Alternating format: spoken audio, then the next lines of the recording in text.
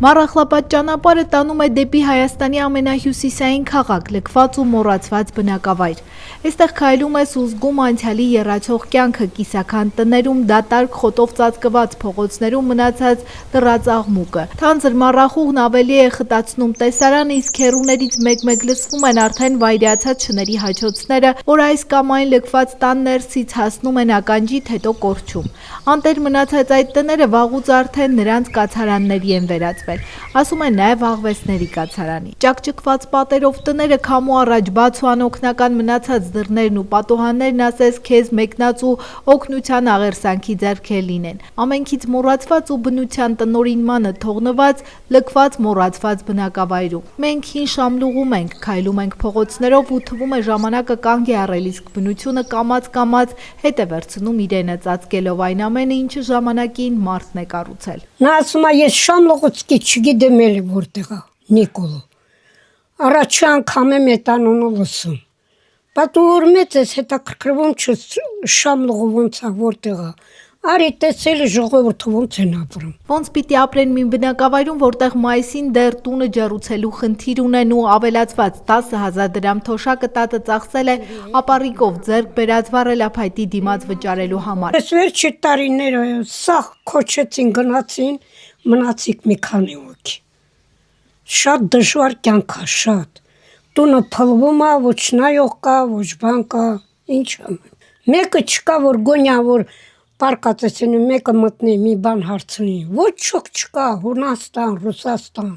սա թողել են գնացել։ Շամլուղի տները փլվում են ոչ միայն լքված լինելու պատճառով, այլ փլուզումների հետևանքով առաջացող սողանքներից։ Անմիջապես բնակավայրի տակ են կիլոմետրերով ձգվող աղթալայի հանքի հորիզոնները, որոնցում ամեն օր պայթեցման աշխատանքներ են կատարվում, վնասվում է բնակիչների սեփականությունը, բայց որի համար որևէ մեկը պատասխանատվություն չի կրում։ Գիշերն էլ դում հետա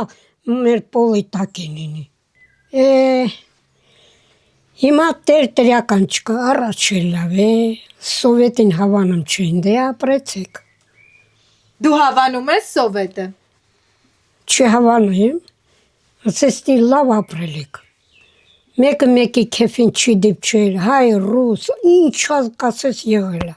Հիմա ես ինչ կյանք ա դարել։ Ստելատատը քաղաքական բաներից հեռու է, իր առողջական խնդիրներից հազիվ է գլուխ հանում, ասում է, ուր մնաց քաղաքականությունից։ Ինքը մի բան գիտի հաստատ, վերջին մոտ 10 տարիներին իրենց գյուղով հետաքրքրվող չի եղել, որովհետև եթե լիներ ինքը հաստատ իմացած կլիներ։ Շամլուղը հիմնադրվել է 1770-ականներին վրաց Հերակլ II թագավորի կողմից լոռի հրավիրված եւ Աղթալայում բնակություն հաստատած հույն հանքագործների կողմից։ 1989-ին բնապահպանական շարժման հետևանքով փակվում է նաև Շամլուղի հանքերը, որի պատճառով էլ սկսվում է բնակչության առաջին մասսայական արտագաղթը։ Տիկին Կարինեն 23 տարի առաջ է եկել հին Շամլուղ ու բնակություն հաստատել բնակավայրի հույն ընտանիքներից մեկի տանը։ Ինքը տունը փորձում է լավ պահել, բայց պայթեցումների հետևանքով առաջացող ճաքերի առաջն առնել չի կարող։ Թերևս մի քանի անգամ բողոքել է գյուղ եկած լրագրողներին ու ոնց ինքն է ասում կրակն ընկել, քանի որ հետո մեղադրանքներ է լսել վարչական ղեկավարից։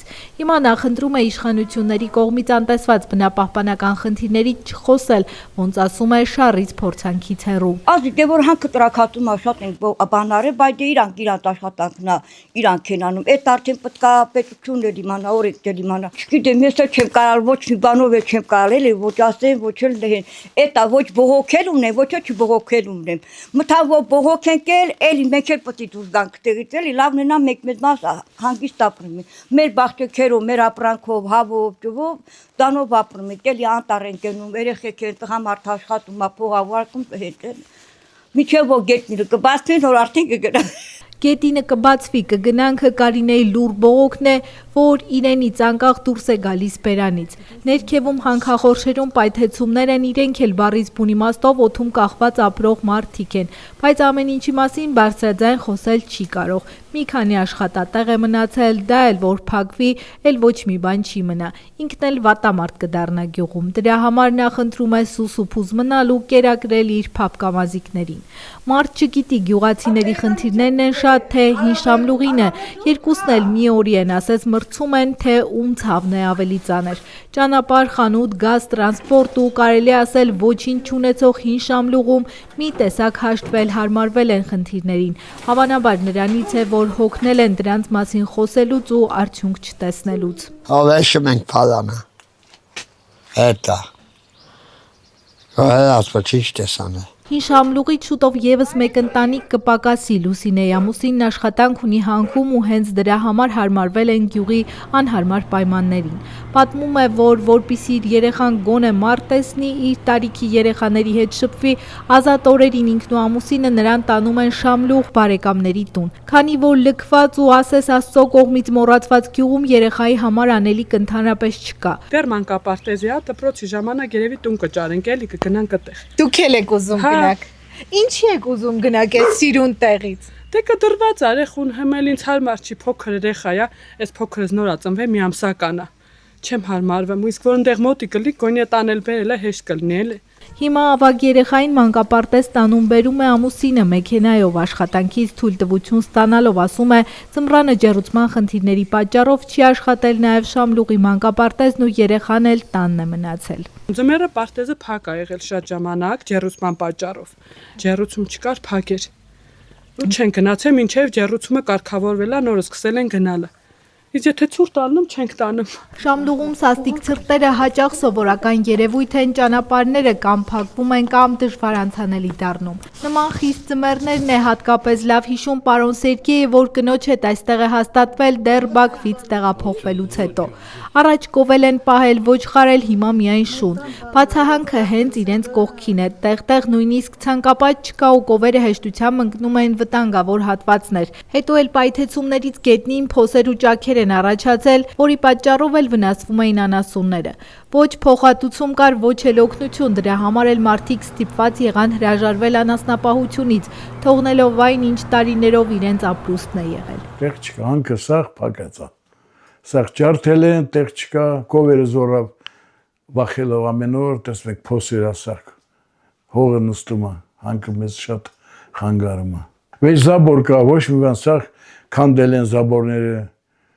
Մարդկանց տուն կա, տները սաղ մտել են, գողացել են։ Վախմեց, որ գնաց մի տեղ։ Եվ որ գնում եք իր ալավերդի թոշակ ստանալու, գալի վախմեց, կարող է մի բան լինի։ Մեկենաց մեզ աշխովոտ նայի։ Դժվար է, դժվար շասիմա։ Տենց կարելի ապա, եթե մարդիկ լինեն, լավ է։ Ուզում ես մի բան օգնես, մարդ չկա, որ գա քեզ կոմագանի։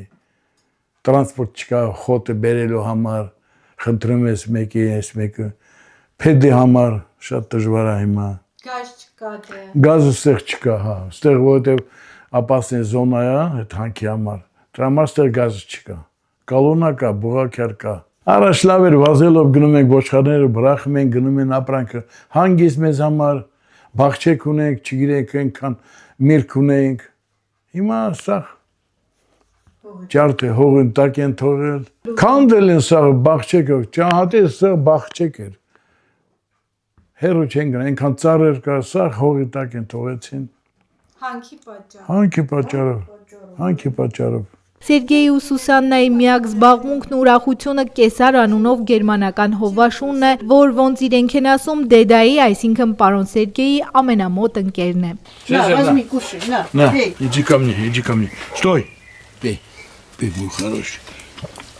Պարոն Սերգեյի ու տիկին Սուսաննայի տունը մի տեսակ հեքիաթի շունչ ունի, հատկապես երբ ծառերն ու ծաղիկները բացվում են։ Մառախլապատ օր լինի թե արևոտ, բակի ամեն մի անկյուն, ամեն փոքրիկ արձանիկ թեկուց հին ու կեսարի չարաճճությունների արդյունքում վնասված մի ուրիշ կոլորիտ է տալիս, որից ուղղակի չես ուզում հեռանալ։ Ամուսինները հաստատում են առհասարակ հին Շամլուղից նույն զգացողությունն են ունենում բոլոր նրանք, ովքեր գալիս են այստեղ հյուր, քաղաքից կտրվելու մի քիչ լռություն ու խաղաղություն գտնելու համար։ Ու եթե պետությունը մի օր ուշադրություն դարձներ այս փոքրիկ գյուղին, ճանապարհները կարգի բերվեին, լուսավորությունը վերականգնվեր, հին ու լքված տներն էլ վերակենդանանային ու նույնիսկ վերաբնակեցվեին, թեկուզ անօթևան մարդկանցով, գուցե վայրի կյանքը նորից շունչ առներ ու դառնար բնակելի, ոչ թե մոռացված հիշողություն։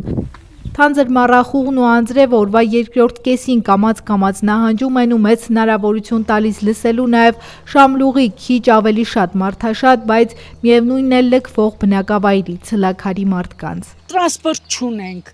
շատ վատ է տրանսպորտի վիճակը։ Ստեղից պետք է գնաս Ալավերդի, պետք է տաքսի վերցնես, որ գնաս, հնարավորություն չկա։ Եղած մեքենաներն այնքան փոքր են, ոչ մի բան չես կարում։ Առնես ու բերես, որ պետք է ալյուր ունենաս, պեսոկ ունեն, վերջը մեշոկով բաներ ենք առնում։ Դրա հետ միասին խոզիկեր ենք առնում, ոչ մի հնարավորություն չունենք։ Ուղղակի խաթրի, լավ հարևանների շնորհիվ կարում ենք գոյատևենք ապրենք։ Պենդիկից Ալավերդի աշխատող տրանսպորտը, որ մտնում է նաև ցլաքար, չափից շատ փոքր է, ասում են բնակիչները։ Մի կողմից իհարկե լավ է, որ կա, աշխատում է, բայց մյուս կողմից էլ դե արդեն լսեցինք։ Անհրաժեշտ ապրանքներ տեղափոխելու հնարավորություն չկա, իսկ այստեղ էլ հակառակի նման ապրում են հիմնականում միայնակ ու տարեց մարդիկ, որոնք սեփական մեքենա չունեն կամ էլ վարելու հնարավորություն չունեն արդեն։ Հա, այն մարդը շատ լավ մարդ է, շատ խաթրայես էր, ամեն ինչ բերում է, բայց ժողովուրդը նստած են, որը կեղտոտվում է, որը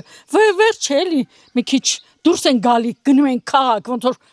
չգիտեմ որտեղից գնացած լինենք, փոշոտված, եսի ինչ, ակուրատնի մարդիկ ենք, ընչի։ Տիկին Լարիսան նախորդ ամիս 10,000-ով բարձրացված թոշակը ստացել է ու նկատել, որ ապրանքների գներն էլ զուգահեռ ավելացել են, բայց ասում է այնպես չի, որ դժգոհի մի բան փոխվելու է։ Կնենք չի, որ գոհենք, որովհետև թանկությունները շատ է, բայց որ մտածենք, որ դժգոհենք, որ դժգոհեցինք, ինչ պետք է անենք։ Սովետներ լավը, սովետի ժամանակ էր 120 ռուբլի մարդը թոշակ էր ստան, 120 ռուբլով դեռ կարողանում էր բանկը փող գցի իր երեխու հարսանիքի համար մի բան հետ գցի։ Իսկ հիմա ոչ մի բան չես կարա հետ գցես։ Եթե մի քեֆի ես գնամ 20 ռուբլի 2 կոպեկ տանում ես, արդեն շոուլի ծնգնում ես, արդեն չես կարողանում կողմնորոշվես ինչ անես։ Որը առնես, որը թողես։ Լոռիի ինտերնացիոնալ քաղաք, այսպես են շատերը ճանաչում Շամլուղը, որը թեև արդեն քաղաքի կարգավիճակ չունի ու վաղուց արդեն ինտերնացիոնալ չէ, բայց հարուստ անցյալ ունի, որտեղ ապրել են հույներ, ֆրանսիացիներ, ռուսներ ու եւս 15 ազգեր։ Այսօր Շամլուղում ու նրա թաղամասերում դեռ իհարկե ապրում են հույների, ռուսների սերունդները, բայց միևնույնն է բնակավայրը կորցրել է բազմազգ քաղաքի դիմագիծն ու տասնամյակների ընթացքում ծածկվել խնդիրների բեռի տակ։ Շամլուղի նախկին բուղաքար այժմ ցլաքար թաղամասի Եռուզեռը կարոտող տիկին Լաուրան շատերի նման անհանգստացած է 300,000 ադրբեջանցիների վերաբնակեցման ծրագրի մասին լուրերից։ Վստահ է, եթե նախկինում հաշտ են ապրել նաև ադրբեջանցիների հետ, հիմա հաշտ գոյակցությունն անհնար է։ Ախր որ ես հարս եմ եկել 82 թվին, ընտիրեր Շամլուղի պես ոչ մի տեղ չէի պատկերացնում, մարդիկ իրար հետ համախմբված, խառը ազգերը լիքը, թուրք, հայ, հույն, վրացի, ուտմուրտ, ինչ ասես կար ըստեղ ու շատ համերաշխ ու շատ լավ էին ապրում, բայց քանդվեց, քիչ գնալով քանդվեց ամեն ինչ։ Դե անպայման վտանգ կլի, անպայման հնարավոր չի, վերջը եթե այսքան գեշություններ արանքին կա, հնարավոր չի, թեկուզ թակուն կսպանեն, թակուն կմորթեն, ոնց էին մորթում, նրանց մեջ կա այդ բան, ինձ թվում է հնարավոր չի, որ լավ բան էլի։ Ես հենց եմ մտածում չավտանը։ Հաշտ ու համերաշխ ապրել մի ժողովրդի հետ, ում հետ կապված պատմական ու քաղաքական նոր հակասություններ կան, շատ դժվար է, ասում է տիկին Լաուրան, ով մի քանի այցերից հետո սիրահարվել էր Արցախ աշխարհին, ով արցախցի չլինելով չափազանց ծանր է տարել նրա կորուստը, որից հետո էլ արցունքոտ աչքերով բանաստեղծական տողեր է գրել։ Երանի նրան, ով որ չի տեսել Արցախ երկիրը, ես մի ցավով եմ հիշում այն օրը, որ մտա Արցախ, տեսա Գանձասար, տեսա Ամարաս, տեսա Դադիվանք, տեսա Ղազանչոց այն վանքը հզոր, որ շուք էր տալիս Շուշի քաղաքին։ Ամարաս, Դադիվանք, դուք չուրանաք, Գանձասարի վանք, Ղազանչոց վանք, դեռ հզոր ու վեհ կանգնած են վստահ ու սպասում են մեր վերադարձին։ Իսկ դեդոն, բաբոն կանգնած բարձրունքին, կանչում են կանչում հայոց քաջերին, հերիք է, եկեք, փրկեք մեր ազգը, մեր տուն ու տեղը, մեր սուրբ վանքերը, մեր արմատներն են այս հողում թաղված, պիտի գաք ջրեք, որ նորից ծիլ տակ։ 5,000 զոհի արյունով ներկված հողը հարազատ մերն է ու մերը պիտի միշտ մնա։ Այսպես հուզառատ էլ ավարտվում է իր խոսքը։ Տիկին Լաուրայի խոսքերի մեջ կա թե կարոտ, թե ցավ, թե մի տեսական ավարտ մնացած կապ մի աշխարհի հետ, որին նա հասցրել էր սիրել ամբողջ սրտով։ Մենք էլ հրաժեշտ ենք տալիս նրան ու հեռանում եւս մեկ անգամ հուսալով, որ մի օր կառավարությունը կսկսի մտածել մարող գյուղերի մասին, ոչ թե միայն խոսքերով կամ թղթի վրա գրված ծրագրերով, այլ իրական գործող քայլերով։ Իշխանությունները պարտավոր են օր առաջ ուշադրություն դարձնել դատարկվող այս բնակավայրերում ծառացած խնդիրներին, դրանք վերակենդանացնելու, մարդկանց մնալու ու ապրելու պայմաններ ստեղծելու մասին։ Հարգելի հետևորդ, եթե բաժանորդագրված չեք մեր ալիքին, առաջարկում եմ բաժանորդագրվել եւ անպայման հավանել, լայքել այս տեսանյութը։ Ձեր այդ աջակցությամբ հնարավորություն եք տալիս շարունակել աշխատել եւ ներկայացնել ել ավելի հետաքրքիր մարդկանց ու մարդկային զարմանահրաշ պատմություններ։ Շարունակվում է Հրաչյա Պապինյանի Ալավերդի գրքի վաճառքը 1000 էջ եւ 1600 եզակի լուսանկար։ Ալավերդի համայնքի եւ հարևան բնակավայրերի պատմությունը նախաուրարտական շրջանից մինչեւ մեր օրերը։ Անհայտ մանրամասներ։ Արտաշեսյանների ու Արշակունիների շրջան, Լոռու Գյուրիկյան թագավորությունը եւ նրա արքա Դավիթ Անհողինի աշխարհակալ արշավանքները, մոնղոլների, սելջուկների, վրացիների կառավարման շրջան։ Ալավերդու խորհրդավոր քարայրերը, Լոռու քաջերի եւ լեզգիների արշավանքների ամենադրամատիկ եւ ամենամանրամասն 150-ամյա պատմությունը, Լոռու ազնվական տների եւ պղնձի 250 տարվա ամբողջական պատմությունը, բոլշևիկյան ապստամբություններ, Լոռու Չեզոք գոտի, Թիֆլիս Սանահին երկաթուղու շինարարություն, Ալավերդու թաղամասերի հիմնարկ ձեռնարկությունների կրթական ու մշակութային հաստատությունների հիմնադրում, գործունեություն, նշանավոր շենքերի կառուցման եւ նշանավոր մարդկանց պատմություններ։ Գիրքը կարելի է ձեռք բերել Ալավերդու Կատա սուպերմարկետի գրախանութից, Զայաթնովա փողոցում գտնվող գրախանութից, Valex Garden հյուրանոցի նախասրահի ընդունարանից։ Երևանում այն կարելի է ձեռք բերել Բուկինիստ ցանցի Մաշտոցի պողոտայի եւ Դալմա Garden առևտրի կենտրոնի գրախանութներից։ Գիրք Ալավերդու եւ Լոռու պատմությամբ հետաքրքրվողների եւ ուսանողների համար։